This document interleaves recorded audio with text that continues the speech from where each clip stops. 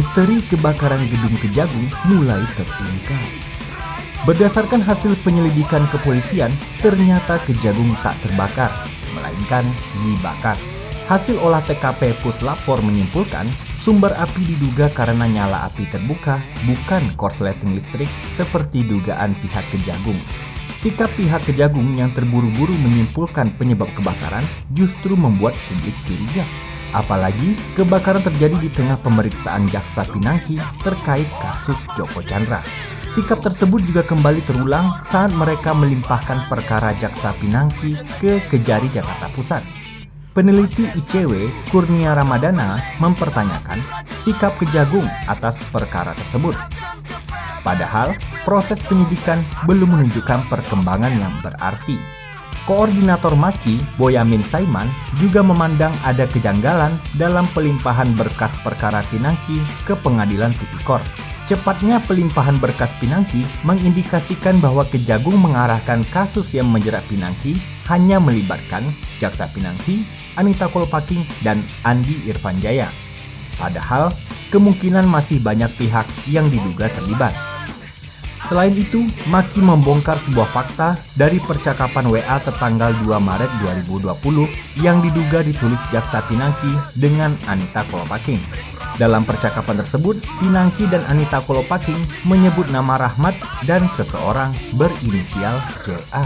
Lalu, siapakah sosok JA yang dimaksud? Apakah JA adalah singkatan dari Jaksa Agung?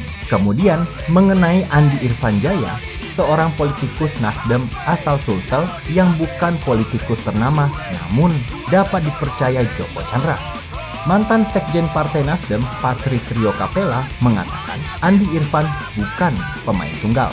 Ia meyakini backing Andi Irfan adalah seorang politisi yang juga menjabat di Komisi 3 DPR. Rio juga berujar jika atasan Andi Irfan di Sulsel adalah pihak yang menjual pengaruh ke Joko Chandra.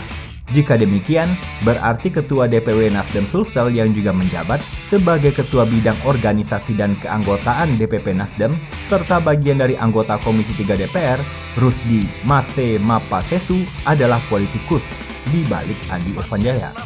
Dan kemungkinan Rusdi Mase tak bergerak sendiri. Tentu ia memiliki backing kuat di Komisi 3, serta memiliki jabatan lebih tinggi di Partai Nasdem. Dan apakah mungkin backing yang dimaksud adalah Wakil Ketum DPP Partai Nasdem Ahmad M. Ali yang juga anggota Komisi 3 DPR serta berasal dari Sulawesi sebagai otak di balik kasus Joko Chandra klaster politisi? Namun, itu hanyalah dugaan. Sejumlah nama bertebaran mulai dari politisi hingga kejaksaan. Dan jika Kejagung serius menegakkan hukum, maka nama-nama selain Pinangki, Anita Kolopaking, dan Andi Irfan harus diselidiki terlebih dahulu sebelum persidangan Jaksa Pinangki, bukan?